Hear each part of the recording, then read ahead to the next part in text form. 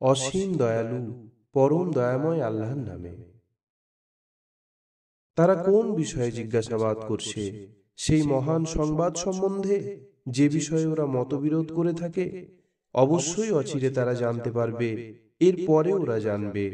আমি কি ভূমিকে বিছানা এবং পর্বতকে কিলক সদৃশ করিনি? আমি তোমাদের যুগল রূপে সৃষ্টি করেছি, এবং আমি তোমাদের নিদ্রাকে বিশ্রাম স্বরূপ করে দিয়েছি, এবং রাতকে আবরণ স্বরূপ করেছি, এবং দিনকে জীবিকা অনুসন্ধানের সময় করেছি। আমি তোমাদের ঊর্ধ্বদেশে সুদৃঢ় সপ্ত আকাশ সৃষ্টি করেছি, এবং একটি প্রদীপ্ত দ্বীপ সৃষ্টি করেছি।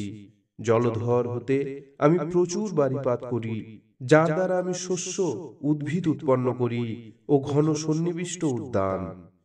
বিচার দিন নির্ধারিত আছে, সেদিন সিংহায় ফুৎকার দেওয়া হবে, এবং তোমরা দলে দলে সমাগত হবে। আকাশ বিদীর্ণ হবে, এবং বহু দরজা ফাটল হবে, এবং পর্বত উন্মূলিত হয়ে মরীচিকাবৎ হবে। জাহান্নাম প্রতীক্ষায় থাকবে, এ অবাধ্যদের আশ্রয়স্থল হবে। সেখানে তারা যুগ যুগান্ত অবস্থান করবে। সেখানে ওরা কোনো শীতল বস্তু উপভোগ করবে না, পানীয়ও নয়, কেবল ফুটন্ত পানি ও পুঁজের আস্বাদ গ্রহণ করবে। এটিই উপযুক্ত প্রতিফল, কারণ তারা হিসাব নিকাশের তোয়াক্কা করত না, এবং তারা আমার নিদর্শনাবলী দৃঢ়তার সাথে প্রত্যাখ্যান করেছিল।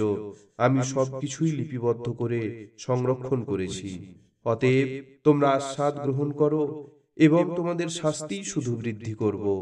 নিশ্চয় সংযমীদের জন্য সফলতা, উদ্যান, দ্রাক্ষা এবং সমবয়স্কা নব যুবতীবৃন্দ এবং পরিপূর্ণ পান পাত্র সমূহ। সেখানে তারা অসার ও মিথ্যা বাক্য শুনবে না। এ তোমার প্রতিপালকের যথোচিত দান, পুরস্কার, যিনি আসমান ও জমিন ও তাদের অন্তর্বর্তী সমস্ত কিছুর প্রতিপালক, যিনি পরম দয়ালু। কেউই তাকে সম্বোধন করতে সক্ষম হবে না। সেদিন রূহ ও ফেরেশতাগণ সারিবদ্ধভাবে দাঁড়াবে। পরম দয়ালু যাকে অনুমতি দেবেন, সে ব্যতীত অন্যেরা কথা বলবে না, এবং সে যথার্থ বলবে। সেই দিনই সত্য। অতএব যার ইচ্ছা সে তার প্রতিপালকের আশ্রয় নিক।